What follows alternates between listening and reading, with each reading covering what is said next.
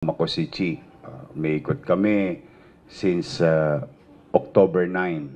No? After filing, we conducted the town hall meeting. Ang isang inirereklamo ng mga tagalungsod ng Maynila talaga, nakakalungkot man, but it came from their mouth. Nangadugyot ulit ang Maynila ngayon. Nung araw naman, nalinis na natin yan eh. I mean, kayo mga kasama ko lahat eh. Nilibagan ko talaga yung Maynila. Pinaliguan dito, pinaliguan doon. And we put things in order.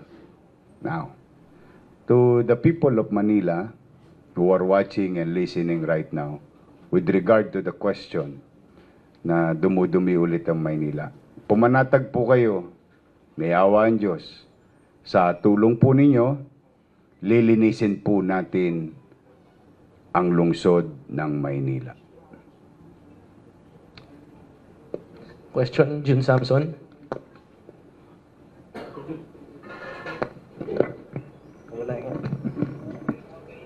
Good morning, Mayor, Vice. Morning.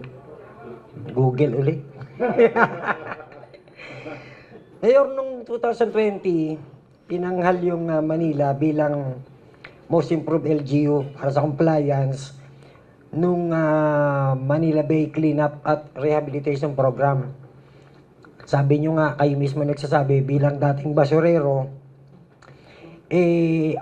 Well, una, I have to give credit where it's due.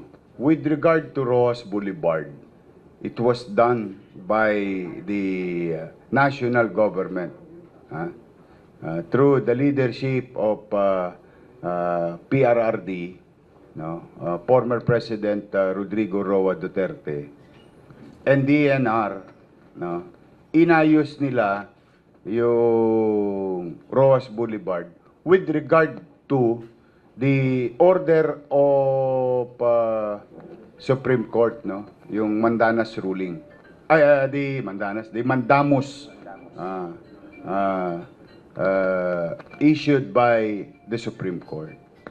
Kami naman, participants, ang City of Manila. In our own little way, yung aming Baseco Beach, yun, City of Manila yun. Yung mga estero, no? Ayun, Manila yun.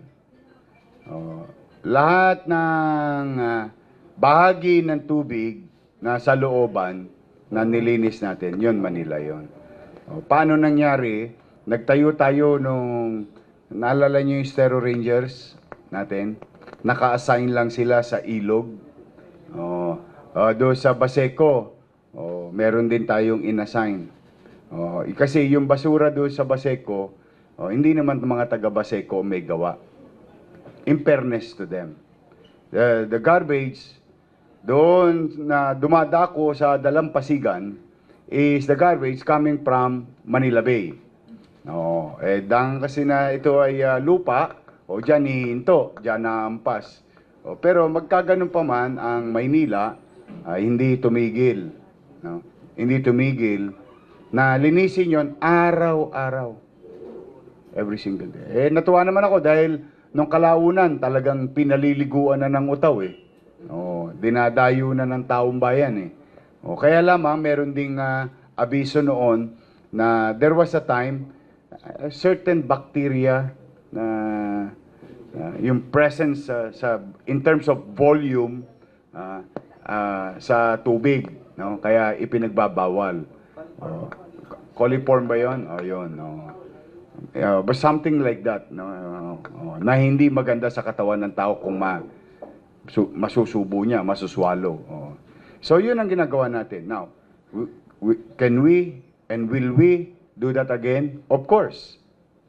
Yung kaaliwalasan, kapanatagan ng pamumuhay sa Maynila at malinis na Maynila is basic among the basic of governance. Mas mahirap gumawa ng pabahay. Mas mahirap gumawa ng eskwelahan o modernong ospital. Yung paglilinis, nandyan yung resources sa City Hall eh. DPS, mga truck namin, meron tayong mga taong bayan na naglilinis.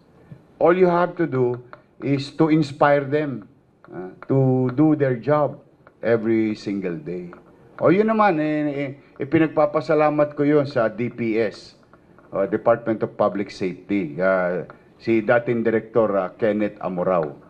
Dahil yung dedikasyon ng mga City Hall employees na linisin araw-araw ang kalsada ng Maynila, ginawa naman nila. I cannot do it alone. I have to give credit where it's due.